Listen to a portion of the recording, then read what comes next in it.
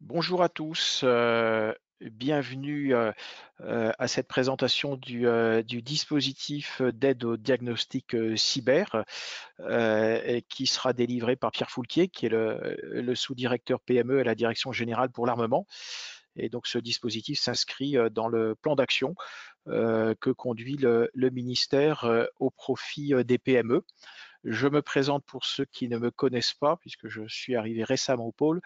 Je suis Frédéric Renaudot, le nouveau conseiller en charge des questions de défense, de plan de relance et d'emploi et de formation. Quelques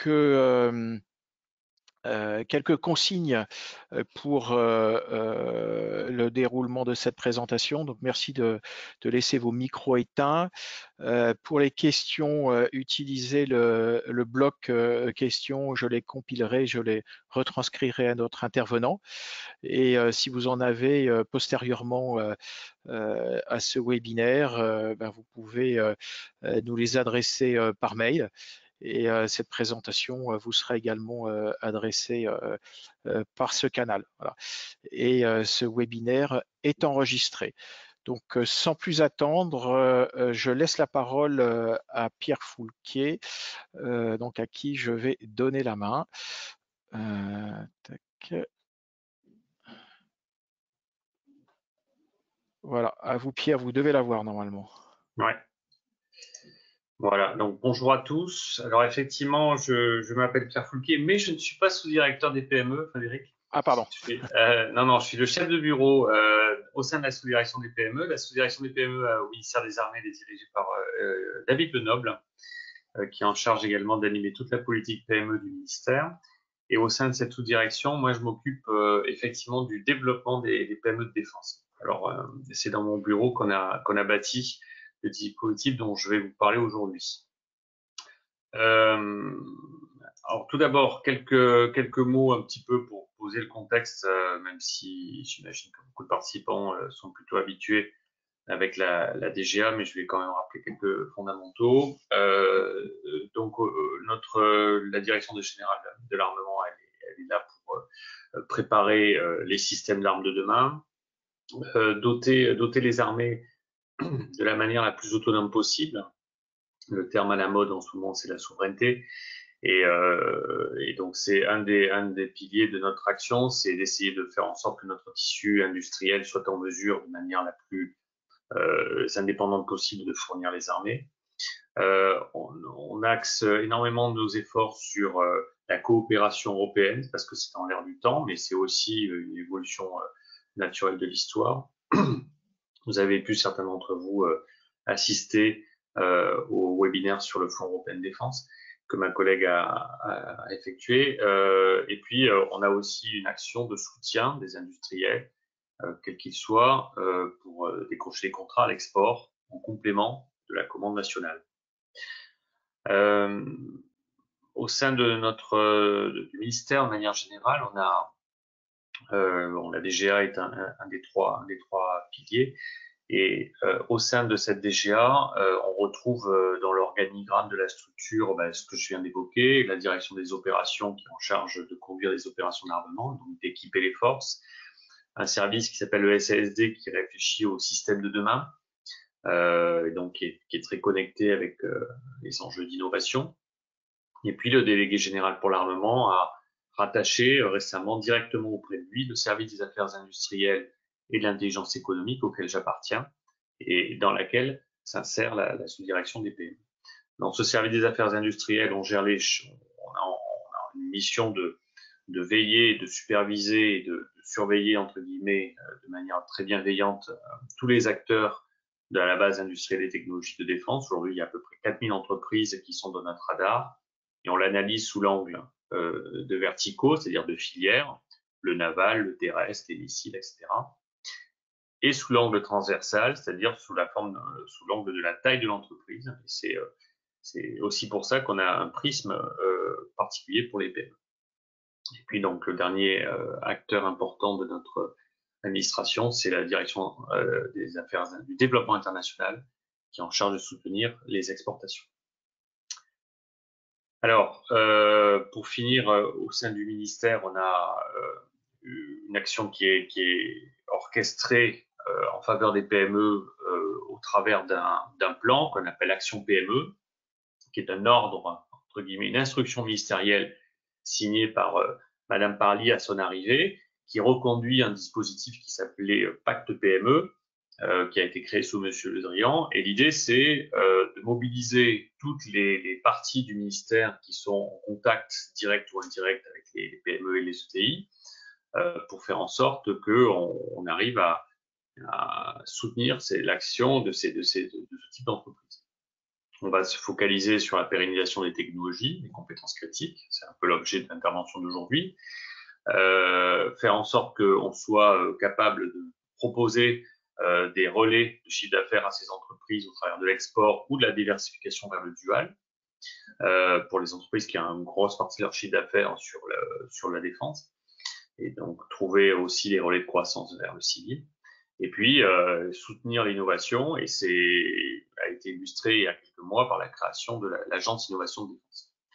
Donc la manière dont on travaille, c'est être en contact étroit avec les entreprises directement et indirectement. C'est une des raisons pour laquelle on a développé un partenariat, notamment avec Polmer Bretagne Atlantique.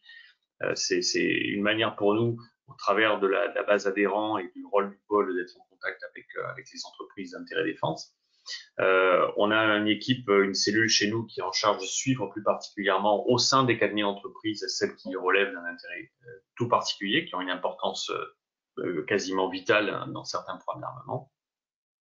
Et donc aussi les actions autour du fonds, de tout ce qui soutient l'innovation et pour soutenir des projets d'innovation, c'est aussi un axe important. Bon, voilà pour les généralités. On va passer au cœur de la présentation. Alors,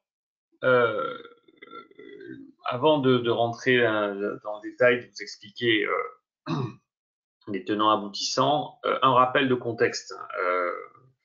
Je dirais que la presse est beaucoup plus efficace que moi en ce moment pour parler de ça, mais l'état de la menace en matière de cyberdéfense aujourd'hui est très élevé. Alors, je vous ai mis en haut à droite la petite jauge que les agents du ministère des Armées voient tous les jours en se connectant sur leur système d'information, qui est une des jauges, d'ailleurs, il n'y a pas que ça, qui est notre posture cyberdéfense. Vous voyez qu'on est quand même très élevé et que le coup d'après, c'est quasiment une guerre nucléaire, quoi. Enfin, j'exagère à peine. Donc, on est vraiment dans une situation très dégradée aujourd'hui.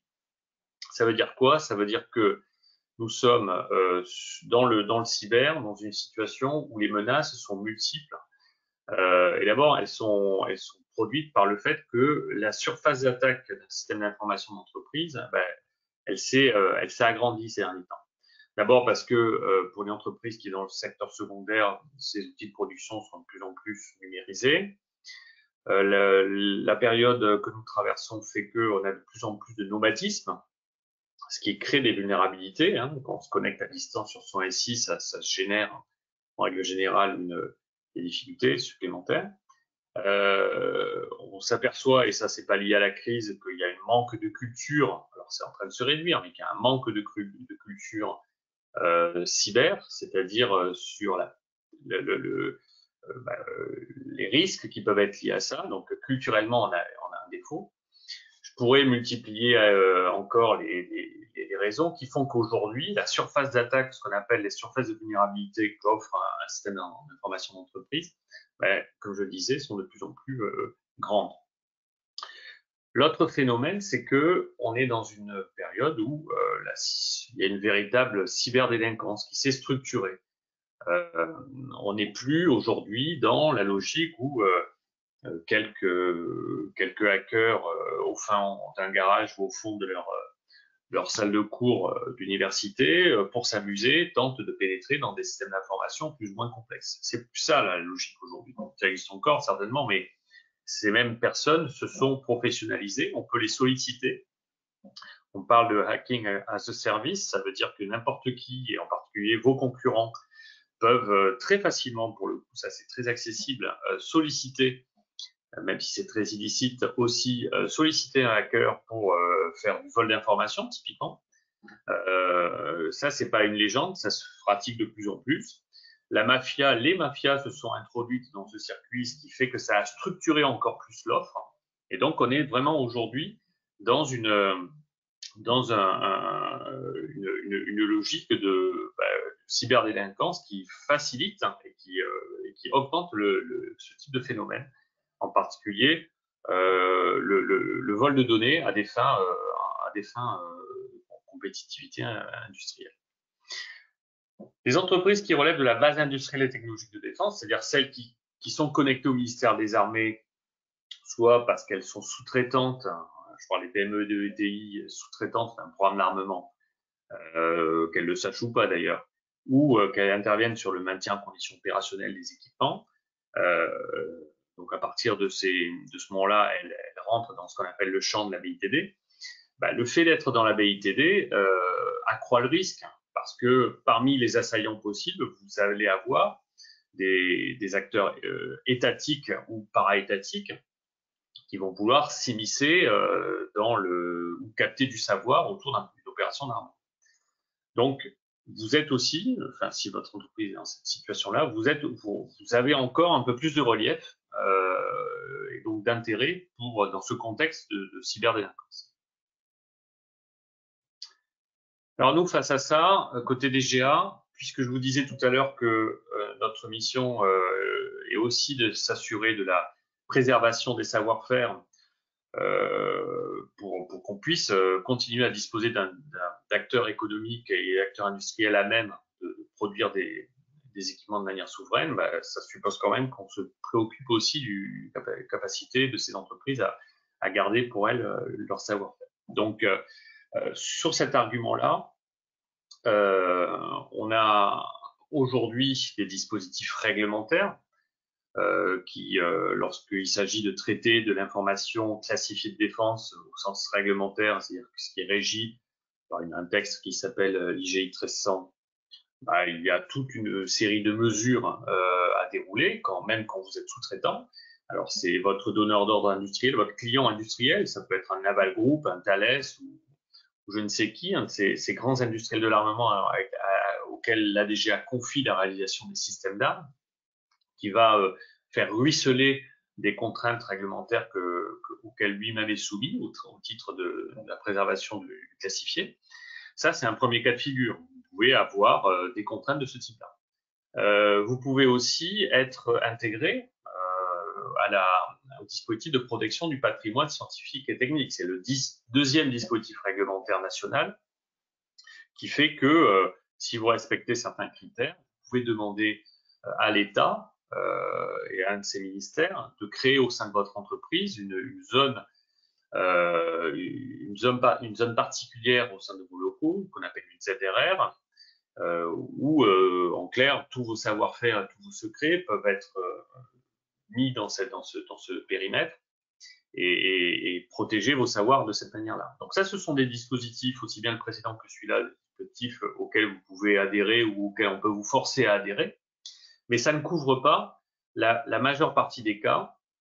C'est-à-dire qu'en dehors de ces cadres réglementaires très stricts, il y a tout le reste, à savoir que même si vous ne rentrez pas dans ces deux champs, il en demeure pas moins que vous disposez et détenez des actifs stratégiques, entre guillemets, c'est-à-dire des savoir-faire qui vous sont propres, qui font que vous avez un avantage compétitif. Et ça, c'est aujourd'hui, malheureusement, ça relève de la direction de l'entreprise, du management de l'entreprise, que de savoir comment on va sécuriser ces actifs. Et notamment quand ces actifs sont des actifs immatériels, c'est-à-dire qui sont portés sur le système d'information d'entreprise. Moi, ce que je voulais juste rappeler, c'est que quel que soit votre positionnement dans la chaîne de sous-traitance d'une opération d'armement, par exemple, si vous occupez une place importante parce que vous êtes un fournisseur critique, encore une fois, sans le savoir, systématiquement, la compromission de votre système d'information peut entraîner, et c'est là où la DGA devient préoccupée par la situation, peut entraîner une perte ponctuelle de l'activité, et donc ça peut avoir des répercussions et financières et calendaires sur le déroulé d'un projet d'armement. On voit bien que les dirigeants des entreprises, notamment celles les plus petites, sont de plus en plus éveillés au phénomène, ça c'est une réalité, mais il est vrai aussi que renforcer sa cybersécurité, c'est souvent des enjeux financiers. Et dans le ROI, bah, c'est pas facile de le mesurer, sauf si on est soumis à une attaque et on sait ce qu'on a perdu, mais ça c'est trop tard. Lorsqu'on n'a pas encore été soumis à une attaque, ou en tout cas on ne le sait pas, a priori c'est compliqué de présenter un dossier dans lequel on dit bah, il va falloir investir plusieurs dizaines de milliers d'euros. Et la première question du dirigeant à son DSI, quand il en a un, ça va être de dire oui, mais qu'est-ce que tu me ramènes? Quel est le retour sur investissement? Et c'est là où ça devient compliqué. Donc face à ça, cette situation-là, ce constat, on a décidé de mettre en place un dispositif financier qui permet à une entreprise qui est éligible de se faire cofinancer par l'État une partie donc de sa démarche de cybersécurisation. C'est ce que je vais vous présenter par la suite.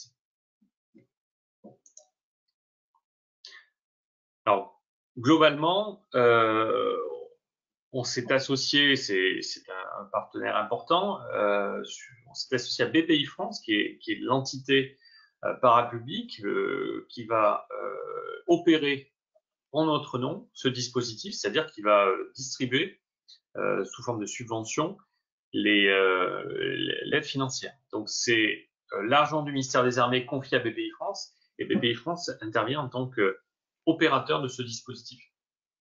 L'autre point, c'est que il faut faire rentrer quelqu'un dans la boucle, à savoir un prestataire de confiance qui va être en charge de dérouler certaines prestations cyber à votre profit.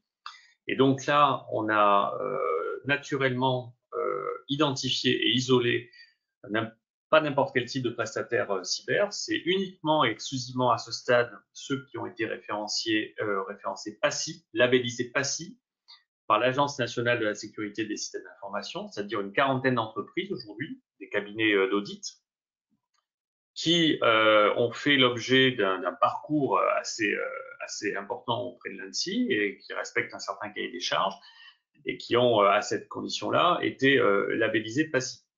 Et ces cabinets vont dérouler une méthodologie qui respecte un certain protocole, qui s'appelle EBIOS-RM, et qui permet de structurer, d'avoir une approche très analytique sur l'audit qu'elle va conduire dans votre entreprise. Donc, ce dont on parle, c'est quoi? C'est un processus en 3 étapes qui va s'étaler sur plusieurs mois. D'abord, un audit initial qui permet à l'expert de voir où sont les vulnérabilités de votre SI et de les corréler à des risques et de pondérer ces risques, ce qui va parler à un dirigeant. Donc le premier volet, ça va adresser essentiellement le système d'information, mais l'audit va aussi intervenir sur des phases organisationnelles, parce qu'un système d'information, il n'est pas hors sol, il est dans une organisation, dans une structure, et donc il y a aussi l'organisation autour de l'entreprise, enfin l'organisation de l'entreprise autour du SI qui va être sondée. Deuxième étape, une fois que cet audit est effectué, le même prestataire, le même expert va vous accompagner un certain temps pour vous tenir par la main de manière plus ou moins ferme et pour vous aider à mettre en place des mesures soit organisationnelles, soit techniques, soit les deux, de manière à réduire les risques. L'idée dans cette étape-là, c'est d'avoir plutôt une approche quick win et de faire en sorte que, par des mesures très rapides à mettre en œuvre, on arrive à combler des failles assez béantes. Ça, c'est dans le cas où les entreprises, où le constat est assez négatif. Troisième point, c'est la dernière étape du process, c'est qu'on refait un audit de vérification pour vérifier que par rapport à la première picture qui a été décrite, par rapport à la première situation qui a été posée, eh on voit que certains risques ont été limités, ont été réduits, et que certaines vulnérabilités ont été comblées. Enfin, ça, c'est le scénario idéal. L'idée, c'est que côté étatique, en tout cas, on puisse bien être rassuré sur le fait que les deniers publics qu'on a mis ont permis de réduire des vulnérabilités. Concrètement, ça signifie quoi? Ça signifie qu'on va avoir un processus, sous cette forme de représentation ligne de métro, qui va s'étaler de la manière suivante. C'est la BPI, si je prends sur l'axe central, là, c'est les dépôts de dossiers sont à formuler auprès de la BPI. Mais j'aurais tendance à dire qu'avant de parler de dépôt de dossier, il faut s'intéresser à la partie supérieure. D'abord, il faut que vous demandiez, et ça c'est une demande qu'il faut formuler auprès de la DGA, si votre entreprise est éligible. Nous n'avons pas un budget limité et l'idée c'est que on dédie ce dispositif d'aide financière aux entreprises qui occupent une place à date, en tout cas, assez critique au sein de la BITD. C'est-à-dire que parmi les 4000 entreprises que j'ai évoquées tout à l'heure qui sont dans notre radar, ces entreprises ont une cotation par rapport à la criticité qu'elles ont vis-à-vis de leurs grands donneurs industriels. Et donc, nous, on a cette cotation et à ce stade, on va dédier ce dispositif aux entreprises les plus importantes. Alors, pas en termes de taille, pas en termes de réputation. Encore une fois, c'est une évaluation objective pour nous. C'est à date, quelle est la situation de cette entreprise vis-à-vis de telle ou telle opération d'armement ou telle opération de maintien en condition opérationnelle. Si cette entreprise est critique, alors elle devient éligible au dispositif. De la même manière, vous pouvez vous retourner vers la DGA pour savoir vers quel cabinet d'experts vous pouvez vous retourner. Je vous ai dit qu'il y avait une quarantaine de cabinets qui étaient référencés PACI. Il s'avère que parmi cette quarantaine de cabinets, on en a sondé directement certains pour savoir si ils étaient OK pour formuler des devis qui soient conformes au cahier des charges du dispositif qu'on a établi avec la BPI. Et donc, on a une liste de cabinets PACI qui sont OK et qui ont mis en place un back-office pour répondre aux sollicitations d'IAC Cyberdéfense. Une fois que cette première étape est faite, et que vous avez sondé un ou plusieurs cabinets d'experts, que vous avez retenu la proposition, le devis qui vous allait bien, vous déposez auprès de la BPI la demande de subvention. La BPI fait une vérification auprès de la DGA pour confirmer que l'entreprise est tout à fait éligible d'un point de vue criticité au sein de la BITD, est éligible au dispositif. Et une fois que c'est fait, la BPI fait ses contrôles réglementaires, entre guillemets, et ensuite établit un contrat. Alors en fait, la mécanique contractuelle, elle se fait, puisqu'il y a 3 acteurs, il y a trois contrats. Un contrat entre l'entreprise bénéficiaire et la BPI, un contrat entre l'expert informatique et l'expert cyber et la BPI. Et évidemment, il y a un contrat direct entre vous, entreprise bénéficiaire, et le cabinet cyber. Ces 3 contrats, pourquoi? Parce que c'est la BPI qui va payer directement le cabinet, en tout cas sur la partie qui est prise en charge par la DGA. À l'issue de la prestation, ou au fil de la prestation, plus précisément, les livrables de l'expert cyber sont envoyés à la DGA qui donne quitus à la BPI pour autoriser le paiement. Enfin, un petit peu la mécanique administrative. Alors si on affine un petit peu et quelques points importants à retenir, c'est que d'abord, ce dont on parle, ce sont de prestations exclusivement intellectuelles. C'est-à-dire qu'il n'est pas question, avec cette aide financière, de prendre en charge de l'achat de matériel, de l'achat de routeurs, d'équipements filtrants ou d'équipements actifs, ou je ne sais quoi. C'est exclusivement du jus de cerveau, la prestation intellectuelle qui est remboursée, entre guillemets, ou qui est prise en charge financièrement. Il y a une durée maximale pour les différentes étapes de l'accompagnement dont j'ai parlé. La phase 1, à savoir l'audit, c'est 3 mois maximum. Entre le moment où on signe les contrats et où les premiers livrables doivent être rendus, il doit se passer 3 mois, pas plus. Et la phase 2 et 3, qui sont des phases indissociables, ne peuvent pas excéder 6 mois. Alors, je parle de phase indissociable parce qu'à l'issue de la phase 1, l'entreprise bénéficiaire et l'auditeur d'un commun accord ou pas d'ailleurs, peuvent décider de ne pas aller plus loin. Soit parce que la situation que met en évidence l'audit est suffisamment bonne pour pas avoir besoin d'un plan de remédiation et d'un contre-audit, ou soit qu'à l'inverse, c'est excessivement dégradé et qu'on rentre dans un chantier beaucoup plus ambitieux que quelques semaines d'accompagnement et le contre-audit ne montrera rien de bien flagrant. Donc, on s'est donné la liberté avec la BPI par rapport en analogie avec d'autres types de démarches du même coup, de pouvoir avoir un séquencement comme ça. Au niveau du budget de l'assiette de coûts éligible, c'est 8 000 € maximum pour la phase 1 et 6 000 € pour la phase 2 plus 3. Donc ça veut dire que le devis que le cabinet cyber va formuler ne peut pas excéder 14 000 €, ou en tout cas l'assiette de coûts éligible est de 14 000 €. Donc ça veut dire que vous pouvez tout à fait avoir une démarche un peu plus ambitieuse avec le cabinet en charge de votre audit, mais sur l'enveloppe et sur la prestation du Diag Cyber, on ne peut pas aller au-delà de cette somme. Et sur cette somme, il y a 7 000 € qui sont pris en charge intégralement.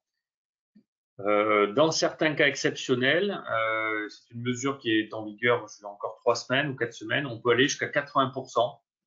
Ça, c'est à la discrétion de la DGA. C'est un régime transitoire qu'autorise la Commission européenne.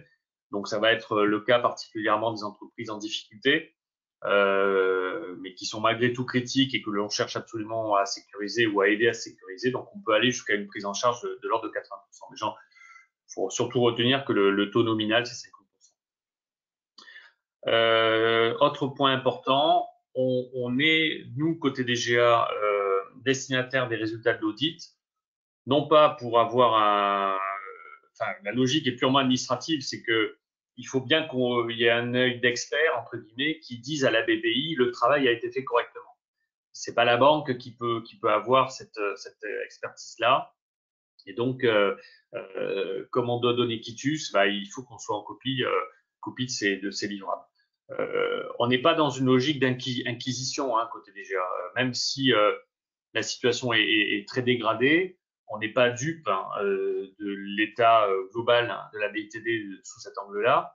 Et donc, même si la situation est dégradée, on reste dans une logique de secret des affaires, tout comme c'est la même approche que lorsqu'on fait des audits sous l'angle économique de certaines entreprises. On n'a pas vocation à divulguer quoi que ce soit. Au contraire, nous, on est là pour faire en sorte que la situation s'améliore. On n'a pas vocation à prendre la moindre sanction, même si, encore une fois, la situation est pas bonne. Mais en tout cas, administrativement, on est obligé d'être destinataire de ces clés techniques. Voilà, donc, pour terminer les contacts, si vous voulez vérifier votre éligibilité ou savoir vers qui il faut se retourner en tant que prestataire cyber, je vous indique ici l'adresse d'un petit guichet électronique sur lequel notre back-office peut travailler. Je peux aussi vous donner une adresse mail, mais on essaie quand même de structurer notre démarche et comme on est quand même très sollicité, il faut qu'on passe par un certain process, mais on s'engage à répondre très rapidement à des sollicitations de ce type, évidemment. Deuxième point, si vous êtes un peu plus mûr ou si vous avez déjà fait la première étape, je vous donne là l'adresse pour déposer le dossier auprès de BPI France.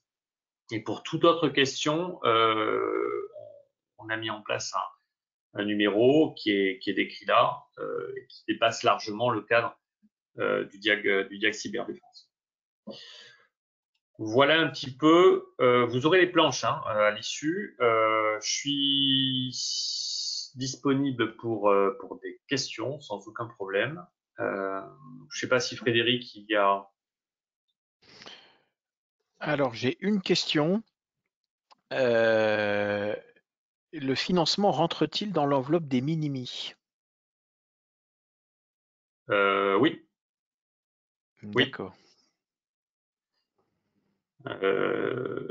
Oui, ça rentre dans l'enveloppe des Minimi. Voilà. moi, j'en avais une, mais je pense que Pierre, dans sa présentation, y a clairement répondu, c'est-à-dire que la vérification d'éligibilité, elle se fait, je dirais, par consultation du lien. Voilà, c'est le process qui a été mis en place. Moi, je n'ai pas d'autres questions à l'écran.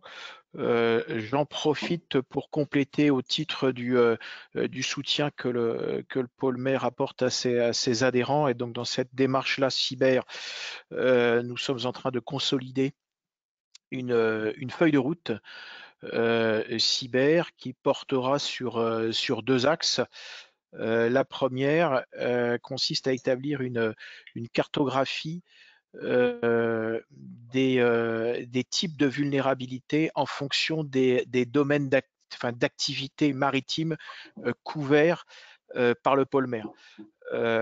Donc cette vulnérabilité, c'est le croisement entre la typologie des menaces telles qu'elles ont été présentées, telles que l'ANSSI les présente, et les spécificités des activités.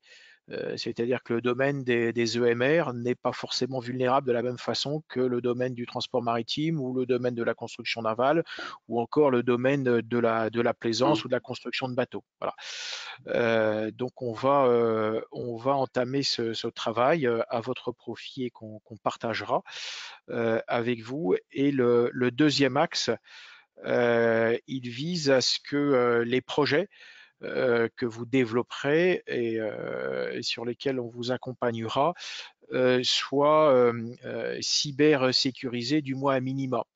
C'est-à-dire que dans le dossier de labellisation du projet, on introduira un critère de quelque part de cybersécurisation dit par design à minima. Donc là, c'est quelque chose qui est en préparation. Voilà ce que je me permets Oui, je vais te rajouter d'apporter comme quelque chose complément. aussi, parce qu'on en a discuté hier avec des collègues. Moi, j'ai pas voulu agiter le drapeau rouge. Je pense que tout dirigeant suffisamment éclairé lit la presse comme tout le monde, voit un petit peu que quand je parle d'état de la menace, c'est pas du flanc. Il y a des vraies menaces, y compris dans la captation et l'espionnage économique. Je voulais juste rajouter que ce qui s'opère aussi, et ça c'est intéressant à savoir, c'est que il y a un cadre réglementaire qui va évoluer également, qui est en train d'évoluer sous l'angle industriel. Dans l'aéronautique, les grands donneurs d'ordre aéronautiques, Safran, Airbus, Thales, Dassault, sont en train, enfin, ont lancé depuis plusieurs années maintenant le programme Air Cyber, qui vise en fait à faire établir des diagnostics cyber par les sous-traitants, parce qu'ils sont partis du principe que, étant dans une logique d'entreprise étendue avec leurs sous-traitants, eux, ils ont fait un énorme effort de cybersécurisation ces dernières années, mais ça sert à rien cet effort-là si on peut rentrer par la boutique, par l'arrière-boutique. Donc ils imposent progressivement, alors c'est pas fait comme ça, mais ils imposent progressivement une sécurisation de leur chaîne de sous-traitance, notamment par ce programme cyber. Il faut pas s'y tromper. La tendance naturelle, c'est le référencement de sous-traitants également sous l'angle cyber. Et sans vouloir faire peur, les entreprises aujourd'hui, et il n'y a aucune raison que dans le maritime ça ne suive pas, les entreprises aujourd'hui qui ne sont pas à un certain standard dans quelques mois, surtout dans quelques années, bah, le risque aussi, c'est le déréférencement. Il faut, en tout cas, sur la BITD. Et j'en veux pour preuve ce qui est en train de se passer aux États-Unis avec la nouvelle réglementation CMMC, où là, c'est carrément le ministère des Affaires, le MOD américain, qui impose à tout acteur de la BITD, acteur privé de la BITD américaine, d'avoir un label. Et au-delà du label, de se faire auditer et d'avoir un certain niveau de cybersécurité. Et ça fera partie des futurs cadres, des futurs appels à marché, les appels à candidature, les appels d'offres à venir. Si on n'a pas son label CMMC, bon, on ne peut pas jouer. Je ne dis pas que ça va arriver en France et en Europe. Ceci dit, on regarde. Mais on voit bien que par rapport à l'état de la menace, il y a quand même une évolution des choses, aussi sous l'angle de la contrainte réglementaire. Merci Pierre, c'est très clair. Et donc, dans la continuité de ce propos, j'ai une question. L'audit cyber est-il opposable donc, par la DGA pour devenir fournisseur de la défense? Pas encore. Voilà. Pas encore. En revanche, une entreprise qui fait cet effort-là, nous, c'est certain que dans nos relations avec les maîtres d'œuvre industriels, puisqu'on est souvent amené à discuter avec eux, on a une mensuelle avec tous les grands donneurs d'ordre industriels et on passe en revue les chaînes de sous-traitance et la situation de certaines entreprises. Nous, on mettra en avant les entreprises qui ont déroulé ce diag cyber, parce que ça signifie quand même, bon, déjà, on fera savoir que ces entreprises, aux donneurs d'ordre, ont fait ce parcours-là, et on fera un éclairage bienveillant sur les entreprises de ce type, oui, à ce stade. Ok, merci beaucoup. C'est très clair. Y a-t-il d'autres questions? Non, je n'en vois pas. Écoutez, il ne me reste plus qu'à remercier très chaleureusement Pierre Foulquier pour sa présentation très pédagogique, très complète, qui décrit bien l'environnement, les enjeux, les perspectives à venir, mais aussi de manière très pragmatique et précise les démarches à conduire. Donc tout cela vous sera, je dirais, réadressé, notamment cette présentation. Et n'hésitez pas, si vous avez d'autres questions, nous les réadresserons et on vous apportera les réponses. Voilà, merci mille Merci fois à vous. Pierre. Merci à tous pour votre participation et à très bientôt. À Merci bientôt. Au beaucoup. revoir. Au revoir.